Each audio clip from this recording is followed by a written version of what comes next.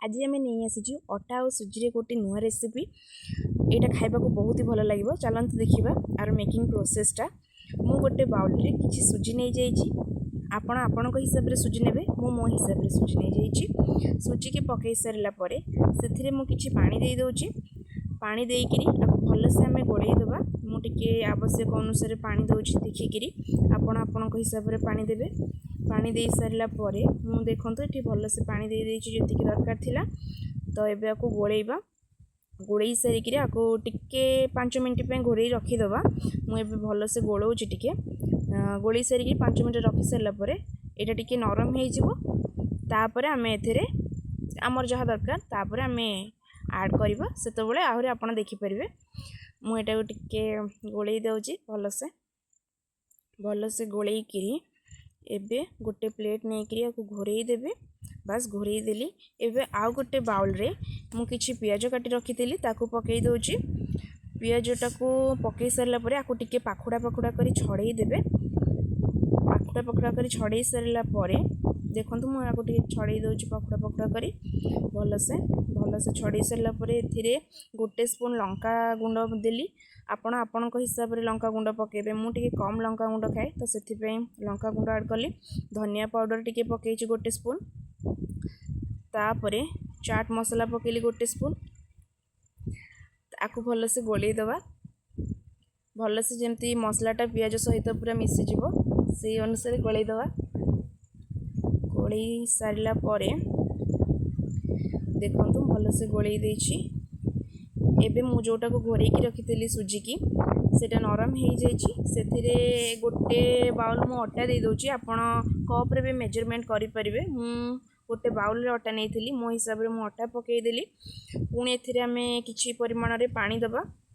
पानी देकी भल कि गोटे भल से प्लेन पेस्ट गोटे बनइबा जमी खंड खंड न रहिबो, पूरा प्योर प्लेन हो। भल से गोल दूसरी पानी देकी देखो केमती गोलाऊँच। आपको एवं गोलाऊँच भल से गोल देवा टिके जमती कि प्लेन हो। बैटरटा पूरा प्लेन हम। देखो मुझे भल से गोल दूसरी एमती गोलैक पूरा प्लेन बैटर करदेली। एथे मु कंचा लंका किसी आड कली। तापरे मु रेड चिली भी पकई ताऊपर पियाज पकेली, गाजर पकई। आपण हिसाब से आपड़ जो परिबा खाइबे से हिसाब से पकई पारे। एथे बंधाकोबी भी आड करें। तापरे टमाटो किछि मु देछि। तापरे पुणी गोटे स्पून लंका गुंड पकेबा कलर पाई। आउ जीरा गुंड टिके पकईदबा। तापरे मरीच, तापरे लुण स्वाद अनुसार लुण देकी भल से गोलई देवे। ए पेस्टटा को भल कि गोलई दे सारापर देखो मुझे भल से गोलई दूची। एमती आप भल कि गोलई देवे जमती मसलाटा टी भल से बैटर सहित मिसीज। गोलई सारापर तापर आम तावा गरम करवा। आपको गोलई देछि भल से। तापर तावा गरम कर तेल पकेली। तापर बैटरटा को कड़े अजारिली।